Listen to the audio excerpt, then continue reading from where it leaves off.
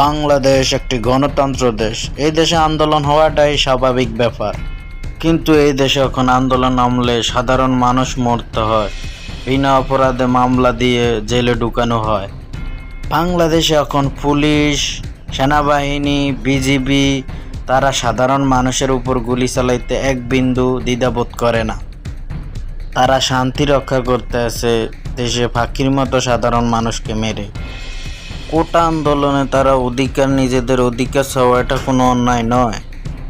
আজ যদি তাদের মা বাপ ভাই বোন হতো তাহলে কি হতো? আমাদের দেশের আইনজীবীরা কি বলে একবার দেখুন।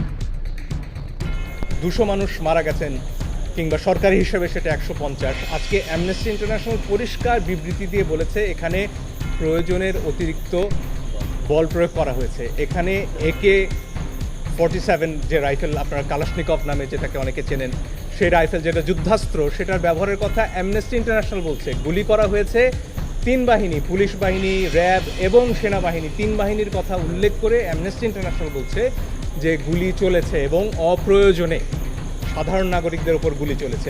যারা মারা গেছে তারা কোনো নির্দিষ্ট দলের কারো সন্তান নয়। বুলেট যখন একটি বাসায় এসে মা তার সন্তানকে ঘুম পাড়িয়ে বারান্দায় এসেছেন, তাকে হত্যা করেছে একটি বুলেট, সে বুলেট জিজ্ঞেস করেনি আপনি কোন দল করেন।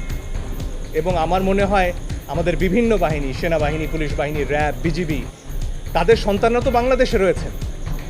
তাদের সন্তানরা কি এই যে হুমকি প্রত্যেক নাগরিকের বিরুদ্ধে, যে বাসায়ও নিরাপদ নয়, তাদের ক্ষেত্রে কি এই হুমকিটা কার্যকর নয়?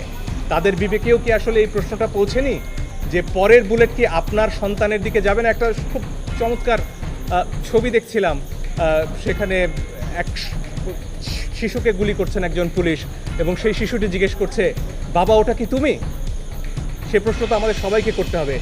আমাদের কল্পনা চাকমার একটি উক্তি ঘুরে বেড়াচ্ছে, সেখানে বলা হচ্ছিল যে পাহাড়ে যে অত্যাচার করা হয় পরীক্ষামূলকভাবে, একসময় সেই নিপীড়ন নেমে আসে সমতলে।